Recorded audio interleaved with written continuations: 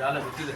ಅದರಲ್ಲಿ ಸತ್ವ, ರಜಸ್ಸು ಮತ್ತು ತಮಸ್ಸು ಅಂದರೆ ಆರು ವಿಧಾನವಾಗಿ ಆರಾರು ಪುರಾಣಗಳನ್ನು ವಿಂಗಡಣೆ ಮಾಡಿದ್ದಾರೆ.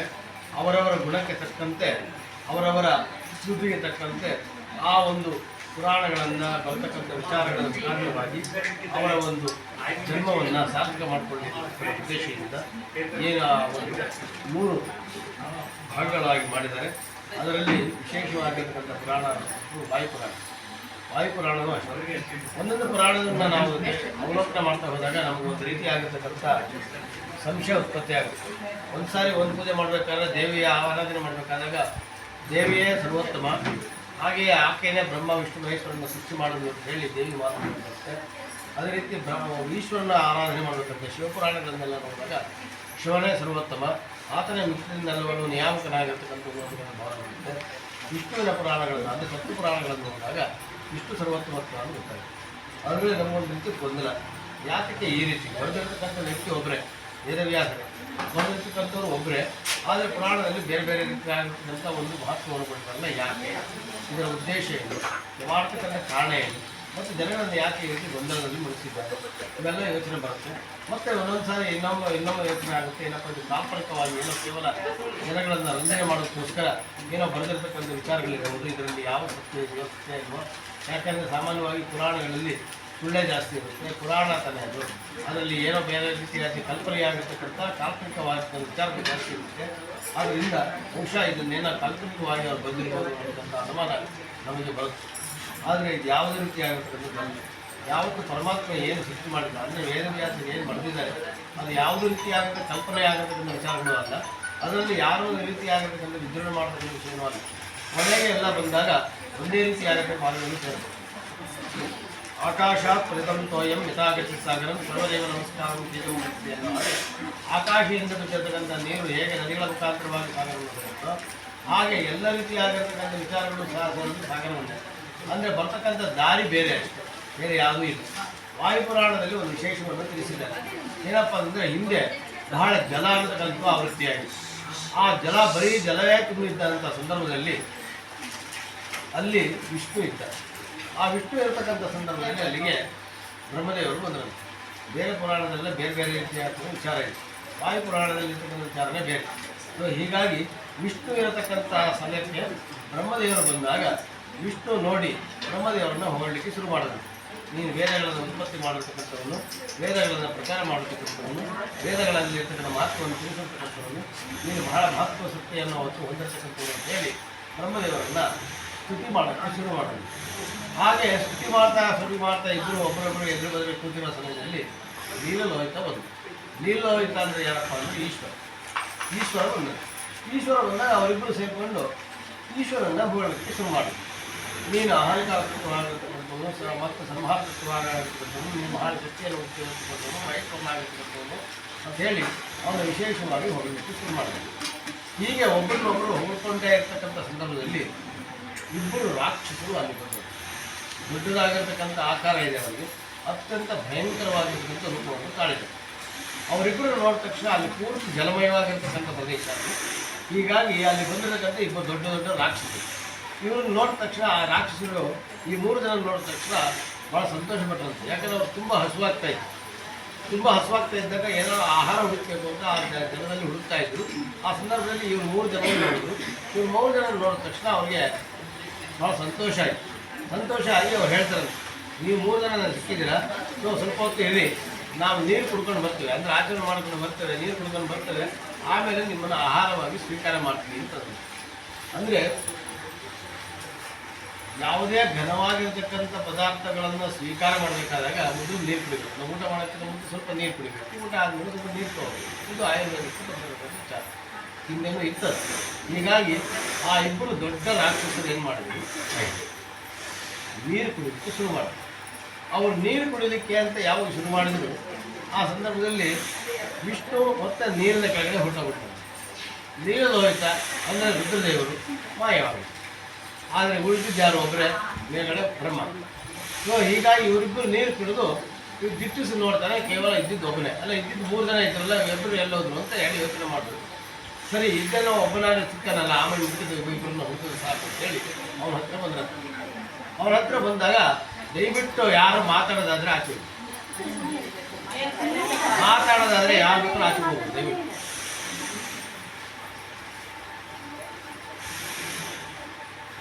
ಯಾವಾಗ ಬ್ರಹ್ಮದೇವರನ್ನ ಅಲ್ಲಿ ಒಬ್ಬರನ್ನೇ ನೋಡಿದ, ಆ ಬ್ರಹ್ಮದೇವರನ್ನೇ ಸಂಹಾರ ಮಾಡಿ ಅಂದರೆ ಅವ್ರನ್ನೇ ಆಹಾರವಾಗಿ ಸ್ವೀಕಾರ ಮಾಡಬೇಕು ಅಂತ ಹೇಳಿ ಅವರಿಬ್ಬರು ಬಂದಿದ್ದಾರೆ. ಬ್ರಹ್ಮದೇವರು ಕೇಳ್ತಾರೆ ನೀವಿಬ್ಬರು ಯಾರು? ಅದಕ್ಕೋದ್ರೆ ಅವ್ರು ಹೇಳ್ತಾರೆ ನಾನು ಮಧು, ನಾನು ಇನ್ನೊಬ್ಬ ಕೇಟಭ, ಮಧು ಕೇಟಭ. ಆದ್ದರಿಂದ ನಮಗಿಬ್ಬರಿಗೆ ತುಂಬ ಹೊಟ್ಟೆ ಹಸಿತಾ ಇದೆ, ಇನ್ನು 3 ದಿನ ತಿನ್ನಬೇಕು ಅಂತ ಬಂದ್ವಿ.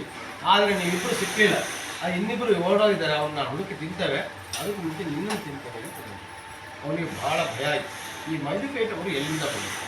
ಇದ್ದಿದ್ದೇ 3 ಜನ, ಆದರೆ ಬಂದಿರ್ತಕ್ಕಂಥ ಈ ಇಬ್ಬರು ರಾಕ್ಷಸರು. ಇವ್ರು ಎಲ್ಲಿಂದ ಬಂದರು ಅಂತಂದರೆ, ಹಿಂದೆ ವಿಷ್ಣು ನಿದ್ರೆ ಮಾಡ್ತಾ ಇರಬೇಕಾದ್ರೆ ಅವನ ಕಿವಿ ಒಂದು ಸ್ವಲ್ಪ ಏನೋ ಕಿರಿಕಿರಿ ಆಯಿತು, ಕೈ ಹಾಕಿ ತೆಗೆದಾಗ ಕಿವಿ ಒಳಗಡೆ ಕಸ ತೆಗೆದು ಆಚೆ ಬಿಸಾಕಿದಾಗ 2 ದೊಡ್ಡ ದೊಡ್ಡ ರಾಕ್ಷಸರು ಉತ್ಪತ್ತಿಯಾದರು. ಅದರಲ್ಲಿ ಒಬ್ಬ ಬಹಳ ಮೃದುವಾಗಿತ್ತು, ನೋಡಲಿಕ್ಕೆ ಇಬ್ಬರು ಒಂದೇ ಥರ ಇದ್ದಾರೆ, ಆಕಾರ ಗಾತ್ರಗಳೆಲ್ಲ ಒಂದೇ ಥರ. ಹೀಗಾಗಿ ಒಬ್ಬ ಮಾತ್ರ ಬಹಳ ಗಟ್ಟಿ, ಒಬ್ಬ ಮಾತ್ರ ಬಹಳ ಮೃದು, ಬಹಳ ಮೆತ್ತಗಿದ್ದ, ಒಬ್ಬ ಬಹಳ ಗಟ್ಟಿ ಇದ್ದ. ಅವನ್ನ ಇವ್ನು ನೋಡ್ದ, ಅವ್ನು ನೋಡ್ದ, ನೋಡೋಕ್ಕೆ ಇಬ್ಬರು ಒಂದೇ ಥರ ಇದ್ದೀವಿ, ಒಂದೇ ಆಕಾರ ಇದೆ, ನೀನು ಯಾರು ಅಂತ ಇಬ್ಬರಿಗೂ ಹೆಸರಿರಲಿಲ್ಲ. ಒಬ್ಬರನ್ನ ಮುಟ್ಟು ನೋಡ್ಕೊಂಡಂತೆ, ಒಬ್ಬ ನೋಡಿದ್ರೆ ಭಾಳ ಗಟ್ಟಿ ಇದ್ದಾನೆ, ಇನ್ನೊಬ್ಬ ನೋಡಿದ್ರೆ ಭಾಳ ಮೃದುವಾಗಿದ್ದಾನೆ. ಅದಕ್ಕೆ ಮೃದುವಾಗಿರೋನು ಹೇಳ್ದ, ನಾನು ಭಾಳ ಮೆತ್ತಗಿದ್ದೀನಿ, ಆದ್ದರಿಂದ ನಾನು ಮಧು. ನೀನು ಭಾಳ ಗಟ್ಟಿ ಇದೆಯಾ, ಆದ್ದರಿಂದ ನೀನು ಕೇಟ. ಅವ್ರವ್ರನ್ನ ನಾಮಕರಣ ಮಾಡ್ಕೊಂಡು ಹೊಟ್ಟೆ ಹಸು ಅಂತ ಹೇಳಿ ಹುಡ್ಕೊಂಡು ಬಂದಿದ್ದಾರೆ. ಹುಡ್ಕೊಂಬಂದಿರತಕ್ಕಂಥದ್ದು ಸಿಕ್ಕಿದ್ದು ಬ್ರಹ್ಮದೇವರು ಮಾತ್ರ. ಬ್ರಹ್ಮದೇವರನ್ನ ತಗೊಳ್ಬೇಕು ಅಂತ ಯೋಚನೆ ಮಾಡಿದಾಗ ಬ್ರಹ್ಮನಿಗೆ ಭಯ ಆಯಿತು.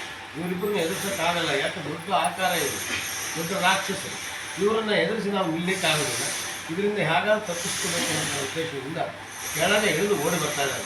ಓಡಿ ಬರೋಕ್ಕೆ ಜಾಗ ಇಲ್ಲಿದೆ, ಇವಾಗ ಬರೀ ನೀರಿನ ಕೆಳಗೆ ಕೆಳಗಡೆ ಬಂದಾಗ ನೀರಿನ ಪಾತಾಳಕ್ಕೆ ಬಂದಿದ್ದಾನೆ. ಪಾತಾಳಕ್ಕೆ ಬಂದಾಗ ಅವನೊಂದು ದೊಡ್ಡ ವ್ಯಕ್ತಿ ಮಲ್ಕೊಂಡಿದ್ದಾನೆ. ಯಾರಪ್ಪ ಅಂದರೆ ಅವನು ನಾರಾಯಣ ಮಲ್ಕೊಂಡು ನಿದ್ದೆ ಮಾಡ್ತಾಯಿದ್ದ. ಅವನಿಗೆ ಕೋಪ ಬಂತು. ಆಗ ನಾನಲ್ಲಿ ಇವನು ತಿಂತಾರೆ ಅಂತ ಅಟ್ಟಿಸ್ಕೊಂಡು ಓಡಿ ಬರ್ತಾ ಇದ್ದಾರೆ. ಬೈದಿಂದ ಓಡಿ ಬಂದರೆ ಇವನು ಆರಾಮಾಗಿ ನಿದ್ದೆ ಹೊಡಿತಾನೆ ಅಲ್ಲ ಅಂತೇಳಿ ಅವ್ರಿಗೆ ಯೋಚನೆ ಮಾಡ್ದ.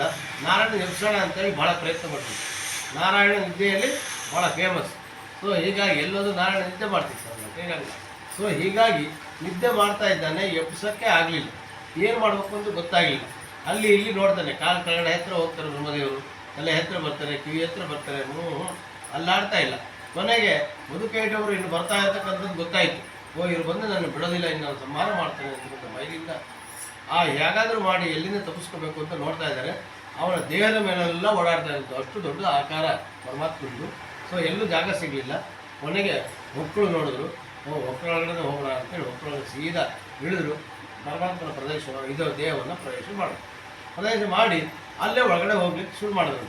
ನೋಡಿ ಮತ್ತೆ ಆಚೆಗೆ ಬರಬೇಕು ಅಂತ ನೋಡಿದ್ರೆ ಭಗವಂತನಿಗೆ ಗೊತ್ತಾಯಿತು, ನನ್ನ ಒಳಗಡೆ ಬ್ರಹ್ಮದೇವ ಸೇರ್ಕೊಂಡಿದ್ದಾರೆ ಅಂತ ಗೊತ್ತಾಕ್ಷಣ ತನ್ನ ಎಲ್ಲ ನವರಂಧ್ರಗಳನ್ನು ಸಹ ಬಂಧನ ಮಾಡಿಬಿಟ್ಟ. ಆಚೆ ಬರಲಿಕ್ಕೆ ಸಾಧ್ಯ ಆಗಿಲ್ಲ. ಏನು ಮಾಡಬೇಕು ಅಂತ ಗೊತ್ತಾಗಿಲ್ಲ. ಹೊರಗಡೆ ನೋಡಿದ್ರೆ ಮಧುಕೇಟವರು, ಒಳಗಡೆ ನೋಡಿದ್ರೆ ಈ ಪರಮಾತ್ಮನ ದೇಹದೊಳಗಡೆ ಇದ್ದೀನಿ. ಹೇಗಾದರೂ ಆಚೆ ಬರಬೇಕಲ್ಲ ಅಂತೇಳಿ ಪರಮಾತ್ಮನ ಕುರಿತು ಅಲ್ಲೇ ತಪಸ್ಸು ಮಾಡಲಿಕ್ಕೆ ಶುರು ಮಾಡಿದ್ರು. ತಪಸ್ಸು ಮಾಡ್ತಾ ಇದ್ದಾಗ ಪರಮಾತ್ಮ ಮತ್ತೆ ಅವರ ನಾಭಿಕರಣದಿಂದ ಬ್ರಹ್ಮದೇವರನ್ನ 2ನೇ ಸತಿ ಜನ್ಮ ಕೊಟ್ಟಿದ್ದರು. ಹೀಗಾಗಿ ನಾಭಿಕರಣದಿಂದ ಮತ್ತೆ ಆತನ ಜನ್ಮ ಬಂತು. ಆಚೆ ಬಂದಾಗ ಅವನು ಹೇಳ್ತಾನೆ, ನೋಡಪ್ಪ ಅವರಿಬ್ಬರು ಮಧುಕೇಟವರು ನಮ್ಮನ್ನು ಅಟ್ಟಿಸ್ಕೊಂಡು ಬರ್ತಾ ಇದ್ದಾರೆ, ಅವ್ರು ನಮ್ಮನ್ನು ತಿಂದು ಹಾಕ್ಬಿಡ್ತಾರೆ, ಹೇಗಾದರೂ ನಮ್ಮನ್ನು ರಕ್ಷಣೆ ಮಾಡು ಅಂತ ಕೇಳಿದ್ರು. ಅದಕ್ಕೋಸ್ಕರ ರಕ್ಷಣೆ ಮಾಡೋದಿರಲಿ, ನೀನು ನನ್ನ ಹೊಟ್ಟೆಯೊಳಗಡೆ ಎಲ್ಲ ಹೋಗಿ ನೋಡ್ಕೊಂಬಂದಿಲ್ಲ, ನಾನು ನಿನ್ನ ಹೊಟ್ಟೆಯೊಳಗಡೆ ಹೋಗ್ಬೇಕು, ಅಲ್ಲ ನೀನು ನಾನು ಹೋಗ್ಬೇಕು, ನಾನು ನಿನಗೆ ಹೋಗ್ಬಾರ್ದು, ಅದಕ್ಕೋಸ್ಕರ ನಾನು ನಿನ್ನ ಹೊಟ್ಟೆಯೊಳಗಡೆ ಹೋಗ್ತೀನಿ ಅಂತೇಳಿ ಭಗವಂತ ಹೇಳ್ತೀನಿ. ಇದೆಂಥ ಆಟ ಆದ್ದರಿಂದ ಆಟನೂ ಇಲ್ಲ ಪಾಠನೂ ಇಲ್ಲ, ಅವ್ರು ಬರೋಷ್ಟಕ್ಕೆ ಓಡ್ಬಿಡ್ತೀನಿ ನೋಡೋದು ಅಂತೇಳಿ ಒಳಗಡೆ ಪ್ರವೇಶ ಮಾಡಿ ಆಗ ಬ್ರಹ್ಮದೇವರು ಒಂದು ಯೋಚನೆ ಬಂದರು. ಸರಿ, ನೀವು ಒಳಗಡೆ ಹೋಗಿದ್ದೀರ, ನನಗೆ ಕಾಟ ಕೊಟ್ಟಿಲ್ಲ, ನಿನಗೂ ಕಾಟ ಕೊಡ್ತೀನಿ ಅಂತೇಳಿ ಎಲ್ಲ ನವರಂಧ್ರಗಳನ್ನು ಬಂದ್ ಮಾಡೋಕ್ಕಿಂತ ಮುಂಚೆ ಅವನು ಅಧೋದ್ವಾರದಿಂದ ಕೆಳಗಡೆ ಬರ್ತಿದ್ದ. ಅದು ಆಗದಿಂದ ಅವತ್ತಿನಿಂದ ಆತನಿಗೆ ಅಧೋಕ್ಷದ ಅಂತ ಹೆಸರಾಯಿತು ನಾರಾಯಣನಿಗೆ. ಹೀಗೆ ಇವರಿಬ್ಬರು ಮಾಡ್ತಾ ಇದ್ದಾರೆ. ಬ್ರಹ್ಮದೇವರು ಹೇಳ್ತಾರಂತೆ, ನೀನು ಈ ಥರ ಎಲ್ಲ ಆಟ ಆಡಬೇಡ, ನೋಡಿ ಇವಾಗ ಅವ್ರು ಯಾರು ನಮ್ಮ ಎದುರುಗಡೆ ಬಂದು ನಿಂತಿದ್ದಾರೆ, ನಮ್ಮನ್ನು ಸಂಹಾರ ಮಾಡ್ತೀನಿ ಅಂತ ಹೇಳ್ತಾರೆ, ಹೇಗಾದ್ರೂ ಮಾಡಿ ನನ್ನ ರಕ್ಷಣೆ ಮಾಡು, ಇಲ್ಲಾಂದರೆ ಇಬ್ಬರು ಆಹಾರ ಆಗಬೇಕಾಗುತ್ತೆ. ಅದಕ್ಕೆ ಸ್ವಾಮಿ ಹೇಳ್ತಾರೆ, ನೋಡಪ್ಪ ನೀನು ಕೆಲಸ ಮಾಡು, ನನ್ನನ್ನು ಕೈ ಮುಗಿದು ಯಾರು ಪ್ರಾರ್ಥನೆ ಮಾಡ್ತಾರೋ ಅವ್ರು ರಕ್ಷಣೆ ಮಾಡೋದು ಅಂದರೆ ನನ್ನ ಸ್ವಭಾವ. ನೀನು ನನ್ನ ಕೈ ಮುಟ್ಕೊಂಡು ಪ್ರಾರ್ಥನೆ ಮಾಡ್ತಾಯಿದ್ರು, ನಾನು ಅವರಿಬ್ಬರು ಸಂಹಾರ ಮಾಡ್ತೀನಿ, ಇನ್ನು ಯೋಚನೆ ಮಾಡಬೇಡ. ಹೀಗಾಗಿ ಅವರು ಕೈ ಮುಗಿದುಕೊಂಡು ಪರಮಾತ್ಮನ ಪ್ರಾರ್ಥನೆ ಮಾಡಲು ಶುರು ಮಾಡಿದ್ರು ಬ್ರಹ್ಮದೇವರು. ಇವರು ಪರಮಾತ್ಮ ತನ್ನ ಶಂಕು ಚಕ್ರಗಳನ್ನೆಲ್ಲ ಕೆಳಗಡೆ ಇಟ್ಟಾನೆ. ಕೆಳಗಡೆ ಇಟ್ಟು ಬರೀ ಕೈಯಿಂದನೇ ಆ ಇಬ್ಬರು ಮಧುಮೇಟವ್ರ ಜೊತೆ ಯುದ್ಧ ಮಾಡಿ ಇಬ್ಬರು ಮಲ್ಲ ಯುದ್ಧ ಮಾಡಿ ಶುರು ಮಾಡಿ ಒಂದು ದಿವಸ 2 ದಿವಸ ಅಲ್ಲ 5,000 ವರ್ಷಗಳ ಕಾಲ ಕಂಟಿನ್ಯೂಸ್ ಆಗಿ ಇಬ್ಬರಿಗೂ ಎಲ್ಲರಿಗೂ ಸಹ ಯುದ್ಧವಾಯಿತು.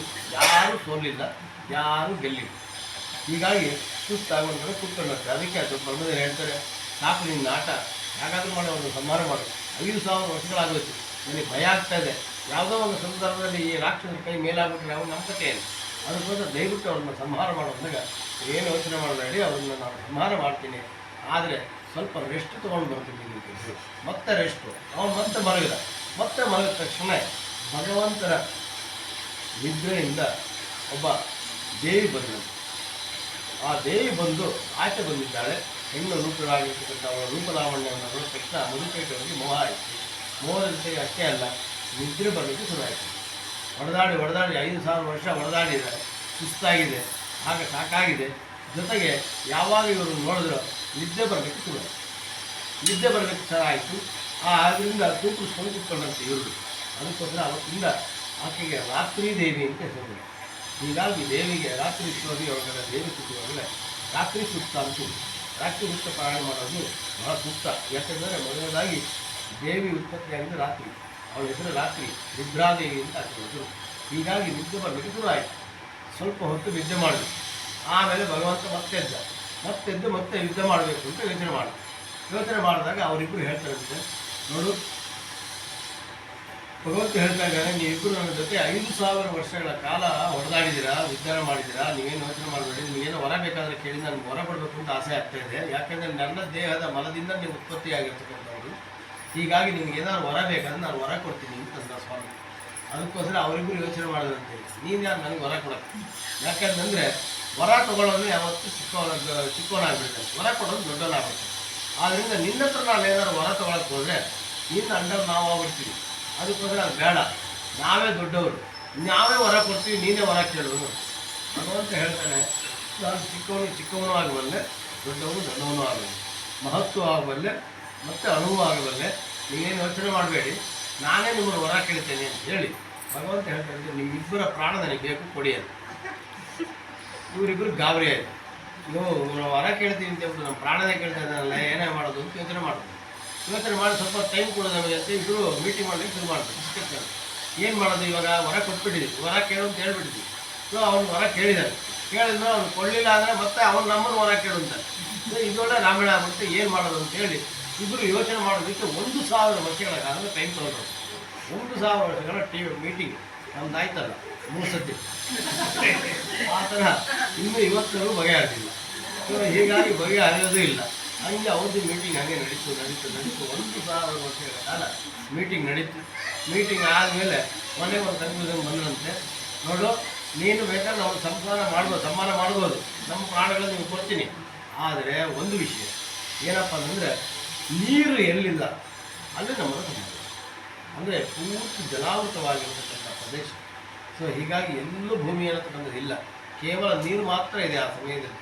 ಆದ್ದರಿಂದ ನೀರಿಲ್ಲದೆ ಜಾಗದಲ್ಲಿ ಬೇಕಾದ್ರೆ ನಮ್ಮನ್ನು ನೀವು ಸಮ್ಮಾನ ಮಾಡೋದು, ನಮ್ಮ ಪ್ರಾಣವನ್ನು ತೆಗೆಯುವುದಪ್ಪ, ಅಲ್ಲಿ ತನಕ ತೆಗಿಲಿಕ್ಕೆ ಸಾಧ್ಯ ಇಲ್ಲ. ಅವನು ಭಗವಂತ ಹೇಳಿದ್ರೆ ಏನು ಯೋಚನೆ ಮಾಡಬೇಡ್ರಿ, ನಿಮ್ಗೆ ಹೆಂಗೆ ಬೇಕೋ ಹಂಗೆ ಸಾಗಿಸ್ತೀನಿ ಅಂತ ಹೇಳಿ ಭಗವಂತ ಪ್ರಧಾಕರವಾಗಿ ಬೆಳೆದು ಕೂತ್ಕೊಂಡ್ರು.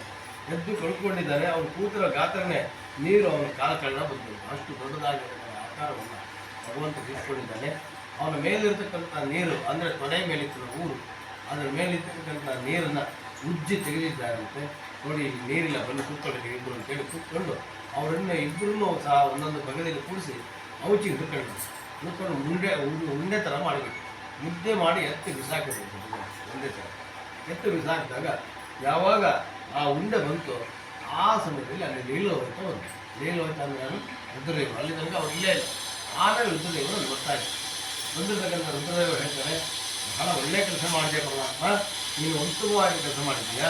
ಈ ಒಂದು ಉಂಡೆಯನ್ನು ಏನು ಮಾಡೋದಿಲ್ಲ, ಇಷ್ಟು ದೊಡ್ಡ ಗಾತ್ರವಾಗಿರ್ತಕ್ಕಂಥ ಪ್ರದೇಶ, ಇದನ್ನೇನು ಮಾಡೋದು, ಹೇಗೆ ಮಾಡೋದು ಅಂದಾಗ ಭಗವಂತ ಹೇಳ್ತಾನೆ, ಬ್ರಹ್ಮದೇವರ ಕರೆದು ಇಲ್ಲಿ ಸೃಷ್ಟಿ ಮಾಡೋದು, ಇದೇ ಭೂಮಿ ಆಗ್ತದೆ. ಅದಕ್ಕೋಸ್ಕರ ಮಧು ಕೈಟವರು ಇಬ್ಬರು ಸೇರಿಸಿದ್ದ ಅದಕ್ಕೆ ಮೇದಿನಿ ಅಂತ ಹೆಸರು ಮಾಡ್ತೀವಿ. ಇದಕ್ಕೆ ಮೇದಿನಿ ಅಂತ ಭೂಮಿ.